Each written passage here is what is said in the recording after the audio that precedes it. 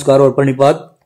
आगामी HTET exam के लिए कुछ उपयोगी बातें बताना चाहूंगा जिन साथियों का पेपर होने वाला है अभी निकट भविष्य में। इसलिए आज से नहीं कि हर एक लेवल में कई बार पास कर चुका हूं, बल्कि इसलिए आज से कि आपके लिए उसमें से क्या उपयोगी हो सकता है जो आपका एग्जाम पास कराने में सहायता करे आपकी। तो अंत तक देखिए। इतना लंबा चौड़ा वीडियो मैं नहीं बनाऊंगा कि आप ना देख पाएं, लेकिन कोई पॉइंट मिस ना करें, क्योंकि हो सकता है कोई बात या उपयोगी तथ्य आपके दिमाग से स्किप हो गया हो, वो याद आ जाए या कुछ ऐसा उपयोगी लगे जिस पर अभी तक आपका ध्यान नहीं था। तो इसलिए आज से अंत तक देखिए। चलिए शुरू कर लेते हैं बिना समय गवाए। पहली बात तो ये है कि ऑल इन वन बुक जो है वो आपको नहीं लेनी है या उससे तैयारी नहीं करनी है। ऑल इन वन बुक का मतलब ये हो गया उसी में Hindi, English, math, reasoning, Haryana G K subject भी उसी में है और 200-300 पेज की किताब आपको दे दी। तो ये दिमाग को झूठा भरोसा देने के लिए तो पर्याप्त है कि मैंने ये बुक कवर कर ली है, लेकिन उसमें ये देखिए पर सब्जेक्ट कितने पेजेस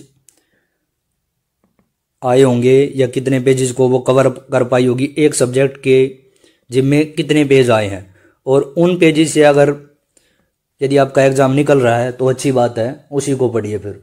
लेकिन मैं वो बताऊंगा जो सत्य है। एक बुक से कभी भी एग्जाम नहीं आता है और जो इस तरह की एक सभी सब्जेक्ट की एक कंबाइन करके दे रखी है, उससे अब नहीं तो आगे जब नौकरी का एग्जाम देने जाएंगे तब निश्चित रूप से मुश्किल होने वाली है आपके लिए। एक छोटा सा उदाहरण और देता हूं। किसी ऑनलाइन प्लेटफॉर्म पे जाएंगे आप, वहां एक टीचर एक सब्जेक्ट का बहुत अच्छा है, जैसे मैथ पढ़ने गए किसी प्लेटफॉर्म पे, मैथ के टीचर बहुत अच्छे हैं, वो साथ में और कोर्सेज भी बेच रहा है, रीजनिंग का, इंग्लिश का, हिंदी का, 40% डिस्काउंट, 60% डिस्काउंट। आप उस चक्कर में वे और बैचेज भी परचेज कर लेते हैं, जबकि वहां आपको स्पेशलिस्ट चाहिए था। जैसे वो मैथ के स्पेशलिस्ट थे तो उनसे सिर्फ मैथ पढ़िए। बेशक आपको थोड़ा महंगा पड़ता हो या थोड़ा ज्यादा बजट बढ़ गया, आजकल शिक्षा का बजट ऑनलाइन पढ़ने में कोई खास नहीं रहा है। कोर्सेज जो हैं वो पिटते घूम रहे हैं, 200 में ले लीजिए, 400 में ले लीजिए। तो ये बड़ा मुद्दा नहीं है। मेन बात ये है कि क्वालिटी कैसी है। वहां मैथ का अच्छा तो सिर्फ मैथ पढ़िए, उस डिस्काउंट के चक्कर में और सब्जेक्ट मत चिपकाइए अपने पास। दूसरे प्लेटफॉर्म पर चले जाइए जहां इंग्लिश का टीचर अच्छा है। एक सब्जेक्ट के लिए एक बुक, मैथ के लिए एक, हरियाणा जी के लिए एक, रीजनिंग के लिए एक, हिंदी के लिए एक, इंग्लिश के लिए एक, ऐसे कर लीजिए। एक से ज्यादा भी नहीं लेनी है, बहुत ज्यादा रिसोर्सेज की भी बात नहीं कर रहा हूं मैं, कम से कम एक बुक और उसी को बार बार रिवाइज करना है। दूसरा पॉइंट ये है कि यहां जो हिंदी और इंग्लिश का पार्ट आता है उस पे ग्रामर पे ज्यादा फोकस रहता है। व्याकरण का जो पार्ट है उस पे ज्यादा फोकस रहेगा, बजाय जैसे सीटेट में देते हैं आप, वहां पेडागोजिकल एस्पेक्ट साथ में इंक्लूड कर दिए जाते हैं। लेकिन यहां हिंदी है तो हिंदी व्याकरण पे ज्यादा जोर रहेगा, उसके ज्यादा क्वेश्चन आएंगे। इंग्लिश है तो इंग्लिश ग्रामर पे ज्यादा जोर रहेगा, उस पे के ज्यादा क्वेश्चन आएंगे। इस बात को ध्यान में रखिएगा। ये सीटेट और एचटेट में ये बात अंतर पैदा कर देती है। तीसरा जो पॉइंट है कि जो हरियाणा जी के है उसके लिए सिर्फ एक ही बुक रखनी है आपको, एक से ज्यादा बुक नहीं रखनी है। कम नंबर की वेटेज है, बहुत ज्यादा समय नहीं खपाना है, पीएचडी नहीं करनी है, सिर्फ पेपर पास करना आपको। और ये जो एग्जाम दे रहे हैं आप, जैसे खास तौर पर टीचिंग का, उसमें और सब्जेक्ट आपके पास सिलेबस काफी है, रिवाइज करने का समय वहां दीजिए। एक बुक ले लीजिए, उसी की बार बार रिवीजन कीजिए। और बुक नहीं है तो एक काम और कर सकते हैं कि जो ऑनलाइन सोर्स है, मैराथन क्लास ले लीजिए। अगर आप बुक नहीं पढ़े हैं या नहीं पढ़ना चाहते हैं, लेकिन इसके लिए ध्यान क्या रखना है, वो इतनी नहीं हो कि 1 घंटे में सारी मैराथन करा दी और पूरा हरियाणा कवर हो गया। वो देखने में, सुनने में, पढ़ने में बहुत अच्छा लगता है कि मेरी हरियाणा जी की पूरी हो गई है, लेकिन उनसे कितने क्वेश्चन आएंगे, कितने तथ्य ठीक होंगे, इस बात की कोई गारंटी नहीं है। कम से कम इतनी मैराथन जरूर हो कि आपका सिलेबस कवर कर पाए। हरियाणा का इतिहास, भूगोल या जो परिदृश्य है उसको कवर कर पाए, कम से कम इतना मटेरियल उसमें अवश्य हो। एक और माध्यम हो सकता है कि आप जिले वाइज कर लीजिए, मैराथन भी कर रहे हैं, हर जिले की अलग 22 जिले हैं, हर एक की अलग अलग डिटेल में कर लीजिए, फिर आपको बुक पढ़ने की ज़रूरत नहीं है। ये हर लेवल के लिए बता रहा हूँ मैं, चाहे पीआरटी दे रहे हो, टीजीटी दे रहे हो या पीजीटी दे रहे हो। अगले पॉइंट पे चलते हैं। अगली बात क्या ध्यान रखनी है कि हरियाणा जो करंट अफेयर है वो दिन रात नहीं पढ़नी है, ना वो पिछले 4-5 साल की पढ़नी है। कोई समय खराब नहीं करना इसमें। जो जब भी आप एग्जाम देने जा रहे हैं, जिस डेट को आपका एग्जाम है, 4-5 दिन पहले, 1 हफ्ता पहले करंट अफेयर सर्च कीजिए सीधा यूट्यूब पर। लास्ट 6 मंथ या 1 ईयर की करंट अफेयर हरियाणा के लिए, और A4 पेपर पे या किसी कॉपी में वे सारे क्वेश्चन भी और आंसर भी दोनों चीजें उतार लीजिए, और फिर बार बार उसी की प्रैक्टिस और रिवीजन करनी है, और कोई सोर्स की जरूरत है ही नहीं। वो 2 घंटे की, 3 घंटे की कुछ ऐसी बनेगी, ज़्यादा से ज़्यादा 4 की बन जाएगी। वो मटेरियल पर्याप्त है, क्योंकि उसमें से जो करंट के सवाल हैं जीके के, हरियाणा जीके में, वे आपके कवर हो जाएंगे, और ज़्यादा भारी भरकम मामला उसमें आना भी नहीं है। पूरे साल करंट अफेयर कराते रहते हैं, वो आपके काम का नहीं है, खास तौर पे हरियाणा के लिए। एनसीईआरटी का एक और रोल है, वो ज़रूर करके जाइए आप। एनसीईआरटी ज़रूर रिवाइज करनी है, और टीजीटी और पीजीटी के लिए खास तौर पर। पीआरटी के लिए एनसीईआरटी की कोई ज़रूरत नहीं है आपको, ना उसका कोई बेनिफिट होना है। जो सब्जेक्ट का पार्ट है वो टीजीटी पीजीटी के लिए एनसीईआरटी को ज़रूर रिवाइज कीजिए। अगला क्या है, पीवाईक्यू ज़्यादा से ज़्यादा, प्रीवियस ईयर क्वेश्चन जो हैं वो ज़्यादा से ज़्यादा सभी लेवल के लिए है, ये चाहे कौन सा भी लेवल दे रहे हैं। और एक बात और है कि ज़रूरी नहीं कि आपको HTET के ही मिले तो HTET के ही कर लीजिए, वहीं से हो जाएगा। आपको CTET, HTET जो भी मिले, खास तौर पे जो चाइल्ड डेवलपमेंट का पार्ट है, ग्रामर का पार्ट है हिंदी इंग्लिश में, या साइकोलॉजिकल एस्पेक्ट के क्वेश्चन आ जाते हैं, वो पार्ट है। UPTET जो भी मिले वहीं से कर लीजिए। HTET के तो सारे करने ही करने हैं, CTET, UPTET, HPTET, जितने भी हिमाचल प्रदेश, UKTET, उत्तराखंड का जो भी आसपास का मिले, उनकी प्रैक्टिस ज़्यादा से ज़्यादा करेंगे तो दिमाग में एक ये रहेगा कि अब जो क्वेश्चन है वो मेरे बन पा रहे हैं, और वहाँ आप आसानी से बना भी लेंगे। अगली बात है कि चाइल्ड डेवलपमेंट एंड पेडागोजी के लिए डिटेल बुक अगर अभी तक नहीं पढ़ी है तो अब ये पढ़ने का समय है भी नहीं। जैसे SK मंगल की बुक है या अरुण कुमार सिंह की बुक है, वे काफ़ी डिटेल बुक है। यदि आपके पास समय है तो ही पढ़ने की बात है, और इस समय यदि आपने स्टार्ट ही नहीं की है तो अब डिटेल वाली बुक जो है वो आपकी ज़्यादा कामयाब नहीं होने वाली, क्योंकि आप कवर नहीं कर पाएंगे और फिर रिवीजन रह जाएगी आपकी। एक ऐसी बुक ले लीजिए फिर जिसमें टॉपिक प्लस MCQ साथ साथ आते हैं। टॉपिक मतलब हाईलाइट टॉपिक, और पीछे उसके MCQ दिए हों। आगे टॉपिक दिया है, वो बेशक इंपॉर्टेंट बातें दी हैं, और पीछे उसके उसी टॉपिक के MCQ दे रखे हैं। फिर वो बुक ले लीजिए, CDP का काम उससे चल जाएगा आपका।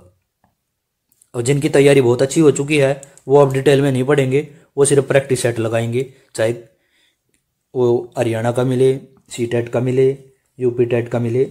चाइल्ड डेवलपमेंट के प्रैक्टिस सेट लगाइए, जिसकी डिटेल में 1 बार 2 बार रिवीजन कर चुका वो अच्छे से। अगली बात है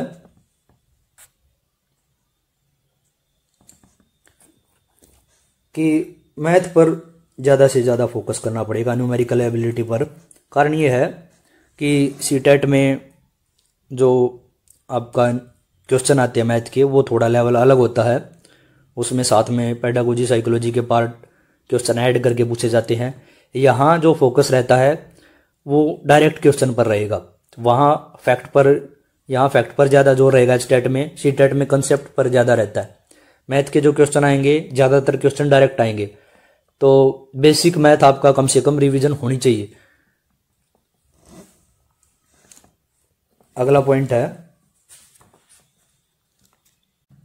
जिसमें आपका प्रॉफिट एंड लॉस है, परसेंटेज है, नंबर सिस्टम है, इस टाइप के जो चैप्टर हैं, एवरेज है, वो ज़रूर करके जाएं आप।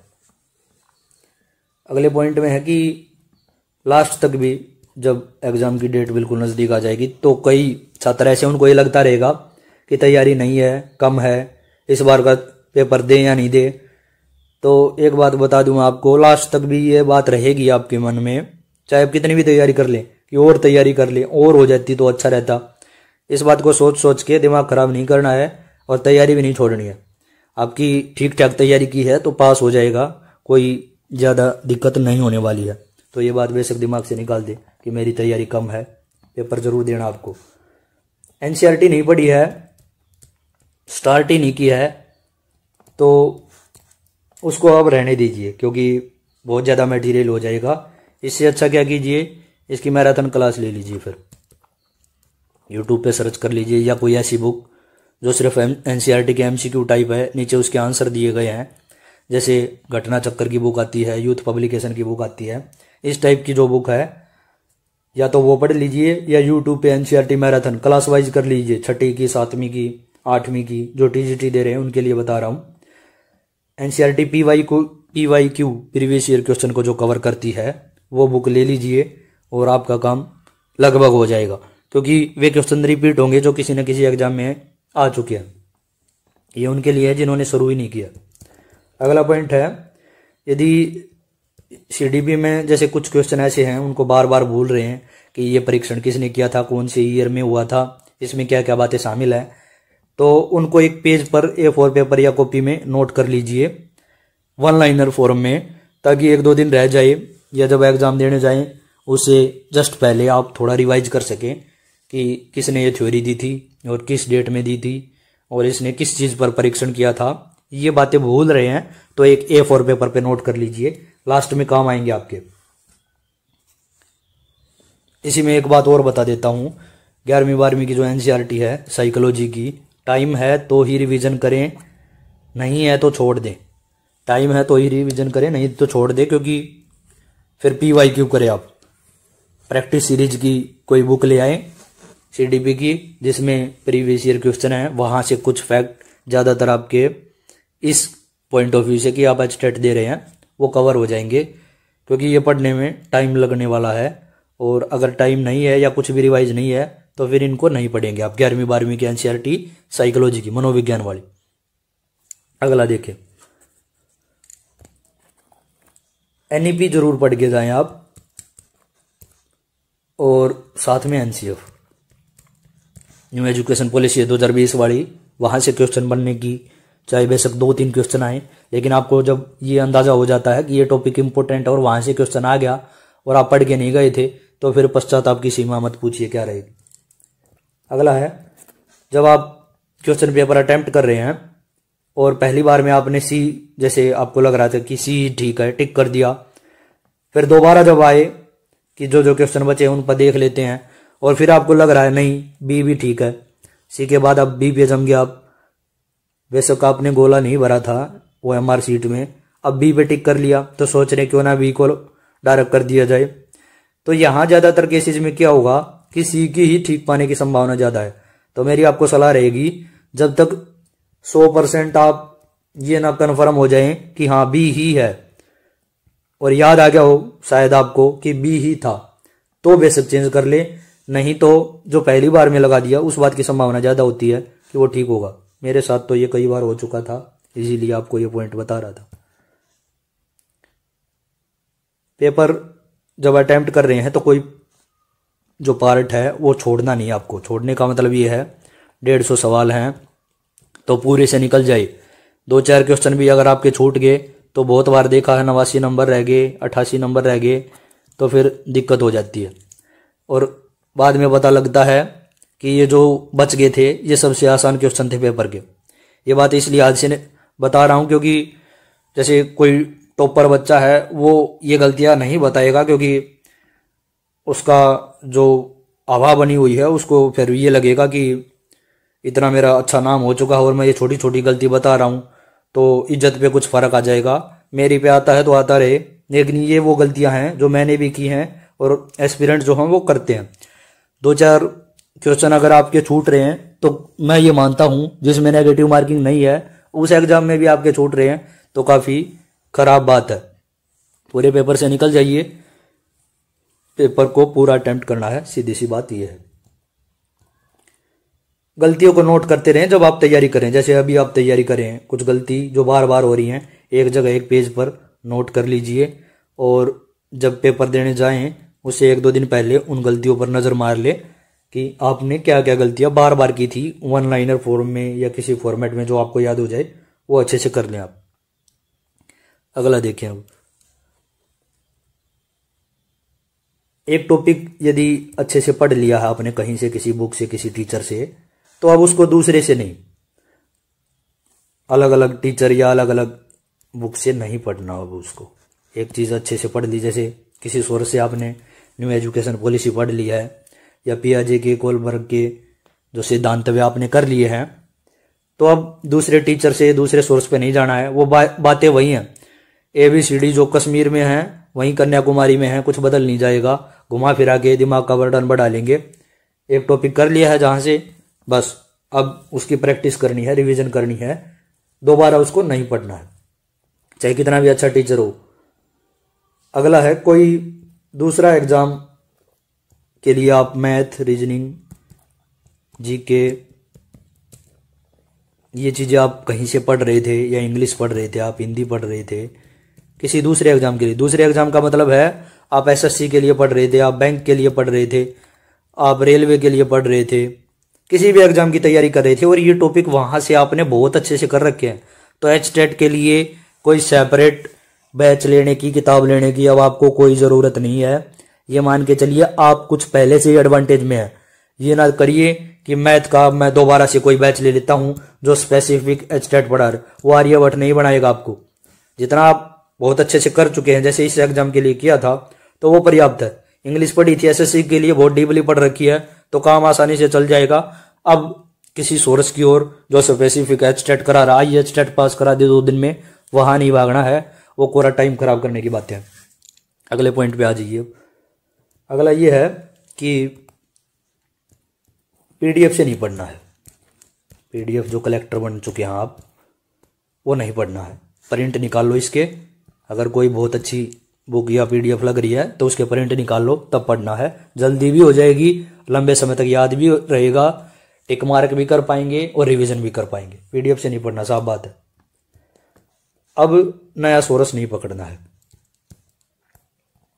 नए सोर्स का मतलब ये है कि पहले से कुछ टॉपिक किसी बुक से पढ़ लिया है और अब चाह रहे हैं उसको चेंज कर लें, वो गलती मत कीजिए। उस सोर्स से पढ़ लिया है, समझ आ गया था, तो उसको रिवाइज कर दीजिए, बस। नया सोर्स अब पकड़ने का टाइम नहीं है। किसी सब्जेक्ट को बिल्कुल ही अगर आपने छोड़ रखा है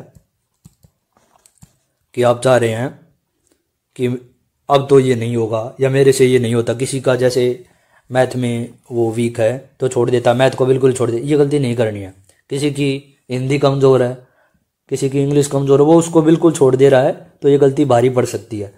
उसके इंपॉर्टेंट बातें कर लीजिए, अदर सब्जेक्ट को बहुत अच्छा कर लीजिए, काम चल जाएगा। बिल्कुल छोड़ने से अच्छा है उसका कुछ इंपॉर्टेंट पार्ट कर जाइए। जैसे एक सब्जेक्ट ऐसा है, नहीं आ रहा, आपको समझ में नहीं आ रहा है, उसकी आपकी उस पर पकड़ नहीं है, तो कोई बात नहीं, इंपॉर्टेंट बातें कर ले जाएंगे तो बहुत ज़्यादा अंतर क्रिएट नहीं हो जाएगा, जिसका बहुत अच्छा है। आप एवरेज पे भी रह जाएंगे तो भी आपका काम आसानी से चल जाएगा।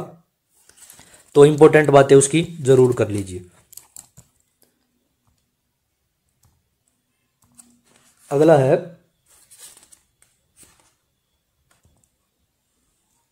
कि जब भी पेपर देने जाएं उस दिन किसी ऐसे व्यक्ति को ले जाएं जिससे आपको ये ना लगे कि अनकंफर्टेबल लग रहे हैं आप, या उसके साथ रिलैक्स नहीं लग रहे हैं, मूड ऑफ रह रहा है। क्योंकि कुछ जो आपको साथ जाते हैं आप किसी के, कुछ ऐसे व्यक्ति भी मिल जाते हैं आपको जो परेशानी का भी कारण बन सकते हैं। बार बार ये पूछ रहे हैं कितनी तैयारी है, कैसा, पिछली बार क्या हुआ था, पिछली बार आप रह गए थे 2 नंबर से, इस बार कैसी तैयारी, इस बार तो कैंडिडेट बढ़ गए हैं।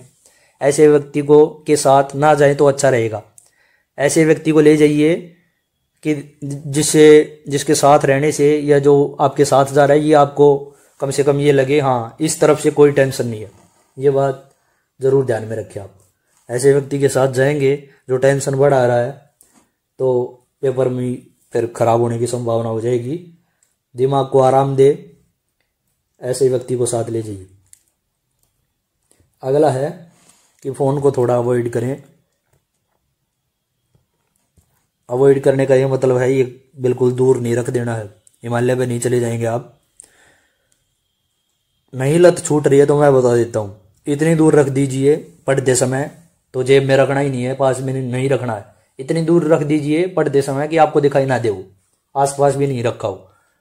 और ज़्यादा ऐसी जगह रख देंगे कि निकाल के लाने में, दोबारा जाने में मशक्कत करनी पड़ रही है तो और भी अच्छा है।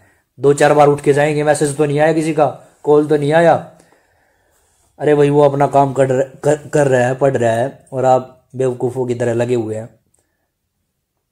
1 घंटे का शेड्यूल बनाइए, उसमें से 40-45 मिनट पढ़िए, जो 10-15 मिनट बच गई उसमें इधर उधर घूम लीजिए, पानी पी लीजिए, और ज़्यादा नहीं रहा जा रहा है तो नोटिफिकेशन चेक कर लीजिए। जवाब नहीं देने किसी का, आप देखेंगे धीरे धीरे जब आप मशक्कत करने, जैसे ऊपर की बिल्डिंग पे रख दिया आपने, अलमारी में बंद करके आए हैं, जैसे बार बार ताला खोल रहे हैं या ऊपर जीना चढ़ के गए हैं, तो फिर एक कंडीशन ऐसी आ जाएगी, 5-7 बार आप जैसे गए चेक करने कुछ नहीं मिला, गए चेक करने कोई खास नहीं मिला, तो फिर एक स्टेज ऐसी आ जाएगी कि आप सोचेंगे चलने दो, 40 मिनट बाद देखूंगा, 45 मिनट बाद देखूंगा, कोई आफत नहीं पड़ रही है, कोई धरती नहीं पलट रही है, ये आदत छूट जाएगी। सीधा सिंपल तरीका बता रहा हूं। अगला है कि जब पेपर अटेम्प्ट कर रहे हैं तो एक बार पूरे पेपर से निकल जाइए।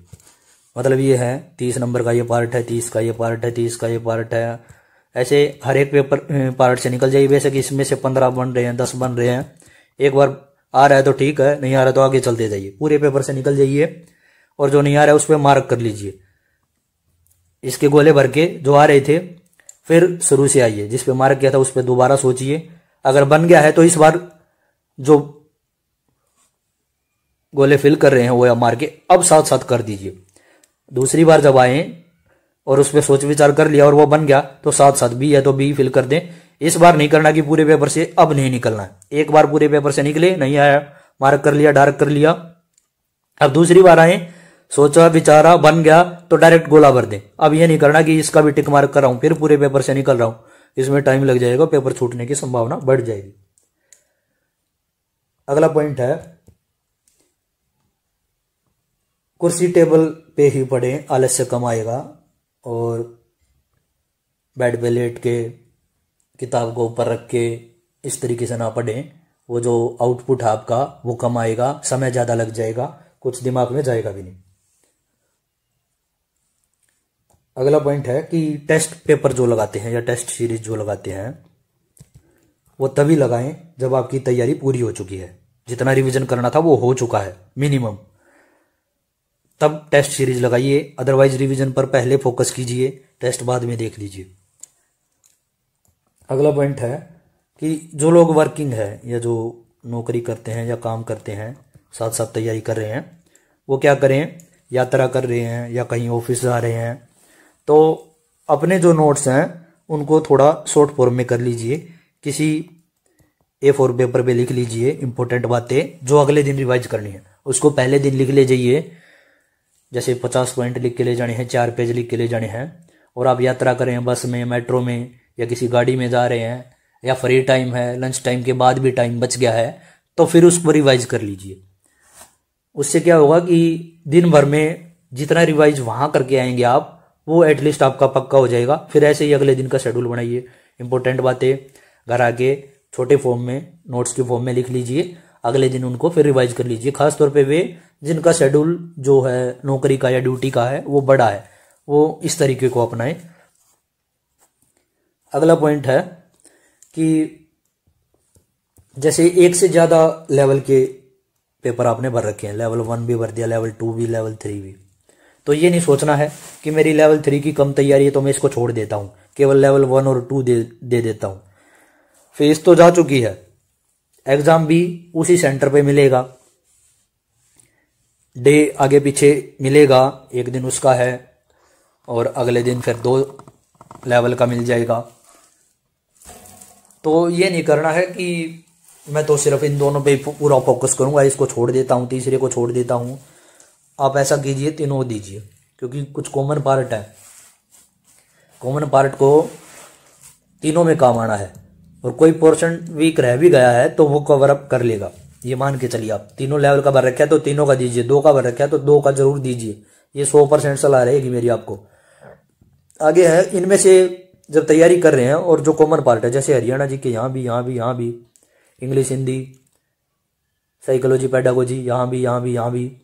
तो उस पार्ट को रिवीजन के समय पहले निपटा लीजिए, वो मानसिक संतुष्टि देगा आपको कि इतना काम एटलीस्ट हो गया है। और उसके बाद फिर इनका जो अलग अलग पार्ट है उसको निपटा लीजिए। आगे जो मेन पॉइंट है कि आपको केवल 90 पर ही फोकस नहीं रखना है, ये गलती मत कीजिए आप। कारण ये है 90 पर फोकस करेंगे तो हो सकता है 88 पे सिमट जाए, टारगेट ही छोटा लेके चले। और दूसरा नुकसान ये होगा, ये तो एक क्राइटेरिया हो गया, पात्रता होगी ये तो। उसके बाद जब आप वास्तव में जॉब का या नौकरी का एग्जाम देने जाएंगे, हरियाणा का देंगे, दिल्ली का देंगे, एचटेट कर रहे हैं तो हरियाणा में जब पेपर देने जाएंगे ना, तो वहाँ उस समय बेहतर तैयारी की ज़रूरत पड़ेगी, वहाँ काम चलाऊ तैयारी से काम नहीं बनेगा। तो जब आगे करनी ही है तो पहली बार में ही टारगेट ऊंचा सेट कीजिए, बहुत अच्छी तैयारी कीजिए, ताकि जब जॉब का पेपर देने जाए तब भी ये सब्जेक्ट, ये नॉलेज आपके काम आए। आगे है कि जो एचटेट का पेपर है सीटेट के मुकाबले यहाँ पर फैक्ट पर ज़्यादा जोर रहता है और सीटेट में कंसेप्ट पर ज़्यादा जोर रहता है, ये मैं बता चुका हूँ आपको। जैसे यहाँ इंग्लिश का पार्ट कर रहे हैं आप सीटेट में, अब यहाँ जो कंसेप्ट पूछा गया है इसमें हिंदी और इंग्लिश के साथ साथ पेडागोजिकल एस्पेक्ट साथ साथ कवर किए जाते हैं। यानी ये बात मान के चलिए कि इतना तो पैटर्न में अंतर है जो अभी तक चलता आया, और उसी हिसाब से फिर थोड़ी तैयारी को आपको परिवर्तित करने की ज़रूरत होती है। निश्चित रूप से सीटेट की, यूपीटेट की जो तैयारी है या और किसी एग्ज़ाम की तैयारी है पात्रता की, वो यहाँ काम आने वाली है, ये बात पक्की है। पढ़ाई कभी भी वेस्ट नहीं जाती है, कुछ ना कुछ पार्ट काम आएगा। लेकिन किसी एग्ज़ाम की एक आध खास बात तो होती है, उसको थोड़ा फोकस करने की ज़रूरत होती है।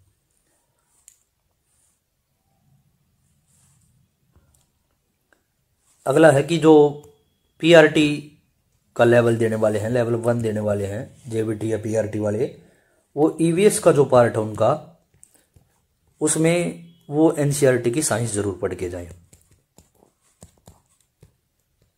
जो साइंस की किताबें हैं वो जरूर पढ़ के जाएं, क्योंकि सीटेट की ईवीएस में और यहाँ की ईवीएस में अंतर है। यहाँ जो क्वेश्चन आते हैं वो पर्यावरण और साइंस के ज़्यादा मिलेंगे आपको, और यहाँ जो वो तीसरी चौथी पाँचवीं की आप ईवीएस पढ़ते थे वहाँ उस पर ज़्यादा फोकस रहता था। यहाँ साइंस ज़रूर पढ़े, जैसे छठी की साइंस है, 7वीं की साइंस है, और यदि टाइम है तो मैं तो ये सलाह दूंगा कुछ पार्ट आप भूगोल का भी पढ़ लीजिए, खासतौर से जो ईवीएस के पॉइंट है भूगोल में। आगे चलते हैं, एक दो लास्ट पॉइंट मैं बताऊंगा फिर ख़त्म करेंगे इसको। लास्ट पॉइंट है कि कम से कम 6 से 8 घंटे की नींद अभी भी लेनी है और आगे भी लेनी है। इस बात को दिमाग से निकाल दीजिए कि मैं 3-4 घंटे सो जाऊंगा और उसके बाद मेरे को पढ़ने का टाइम ज़्यादा मिल जाएगा, मैं सबसे आगे निकल जाऊंगा। ये गलत बात हो जाएगी, स्वास्थ्य गिर जाएगा एक तो, और दूसरी बात ये है जो आउटपुट यहाँ से निकलेगा वो कम होगा और जो यहाँ से निकलेगा वो ज़्यादा होगा। ये कभी भी कंपैरिजन कर लेना आप। तो इन बातों को थोड़ा ध्यान रखिए। आगे कुछ क्लासेस वगैरह और अपलोड करने की कोशिश करूँगा ताकि आपके काम आए। ये वे बातें थी जो एक तैयारी करने वाले को ध्यान रखनी है और उपयोगी साबित होंगी। ये एग्ज़ाम देंगे तब आपको पता चल जाएगा। तो नए हैं तो चैनल को लाइक शेयर और सब्सक्राइब वगैरह कर लीजिए ताकि और इम्पोर्टेंट बातें या महत्वपूर्ण क्लासेस आपको मिलती रहें। धन्यवाद।